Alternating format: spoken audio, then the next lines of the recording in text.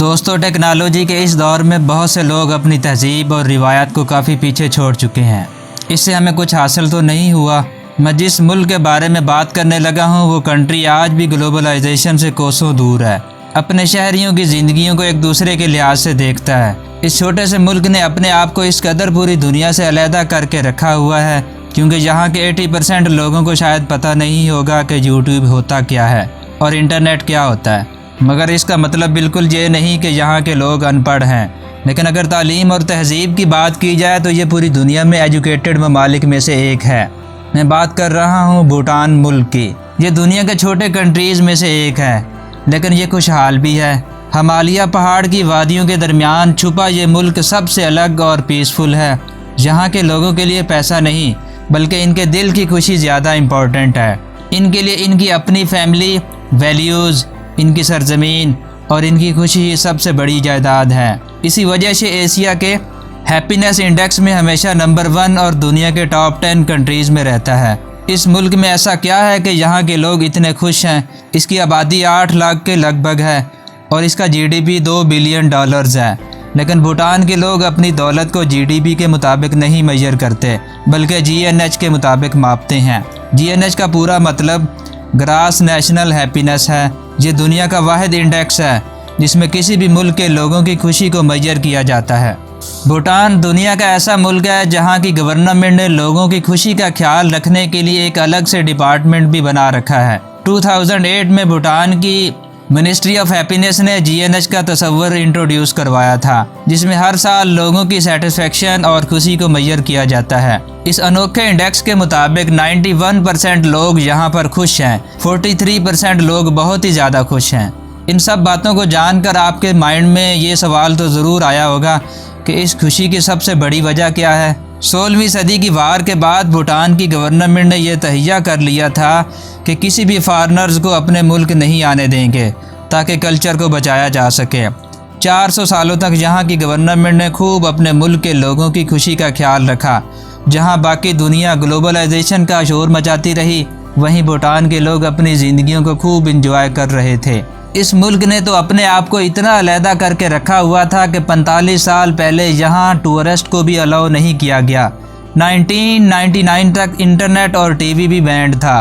अगर आपको भूटान में घूमने के लिए जाना है तो अपना वीज़ा अप्रूव्ड करवाने के लिए पहले 1000 फॉर्मेलिटीज़ को पूरा करना होता है। वहाँ जाने से पहले आपको रहने, खाने पीने, मेडिकल और इसके साथ इंश्योरेंस के भी पैसे एडवांस में देने होते हैं। भूटान में एक रात होटल का किराया $250 है। अब अगर टीवी और इंटरनेट की बात करें तो यह टेक्नोलॉजी कुछ ही सालों पहले भूटान में मुतारफ़ करवाई गई। यहाँ के लोग अब भी इन चीज़ों से इतने वाकिफ़ नहीं हैं। यही वजह है कि इनका ज़हनी सुकून पूरी दुनिया में लोगों से ज़्यादा है। भूटान में क्राइम रेट भी सबसे लोएस्ट है। इस मुल्क के अंदर ट्रैफिक लाइट्स भी नहीं हैं। यहाँ के पुलिस वाले अपने हाथों से ही ट्रैफिक को कंट्रोल करते हैं। इस मुल्क में आपको टेक्नोलॉजी और डेवलपमेंट इतनी ज़्यादा नज़र नहीं आएगी, मगर वहाँ हर तरफ सब्ज़ा इस बात का सबूत है कि इन्वायरमेंट कंजर्वेशन इनके कल्चर का हिस्सा ज़रूर है। वहाँ के लोगों का मानना है कि 60% हिस्सा तो लाजमी जंगलात से कवर होना चाहिए। आज भूटान का 71% एरिया जंगलात से भरा हुआ है। 2015 में भूटान ने यह वर्ल्ड रिकॉर्ड बनाया था जब वहाँ के लोगों ने 1 घंटे के अंदर 50,000 से भी ज़्यादा पौधे लगाए थे।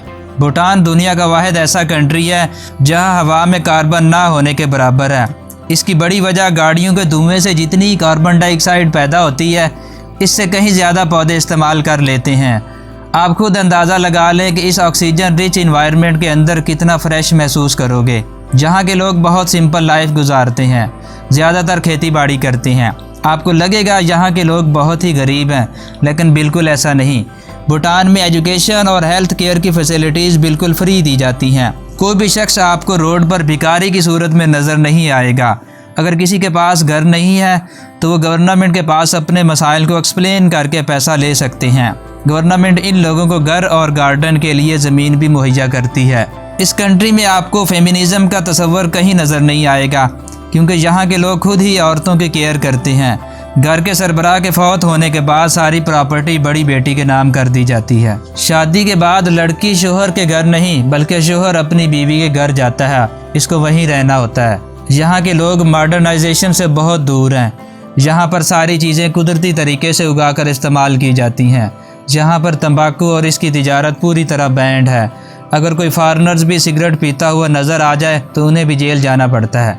इस मुल्क के लोगों को इतनी ज़्यादा डिमांड्स नहीं होती, बस इनको सिर्फ चावल, इनकी मिर्चें, इनके खेत, इनकी भेड़ बकरियाँ और इनको वैल्यूज़ चाहिए होती हैं। और हाँ, बहुत ज़्यादा खुशियाँ और प्यार भी।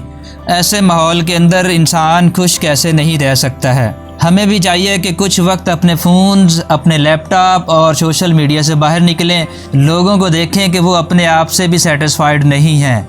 किस तरह की ये लाइफ है। पैसा और इकॉनमी सब कुछ नहीं होता। अगर कोई चीज़ वैल्यू रखती है तो हमारे अपने मज़हब की रिवायात, हमारी सरज़मीन और हमारा ज़हनी सुकून। भूटान के लोगों से यही सबसे बड़ा सबक मिलता है। इसी के साथ मैं आपसे इजाज़त लूँगा। अगर आपको हमारी वीडियो पसंद आई तो इसको लाइक ज़रूर करें। आप हमारे चैनल पर नए हैं तो इसको सब्सक्राइब करते हुए साथ घंटी के निशान को प्रेस कर दें।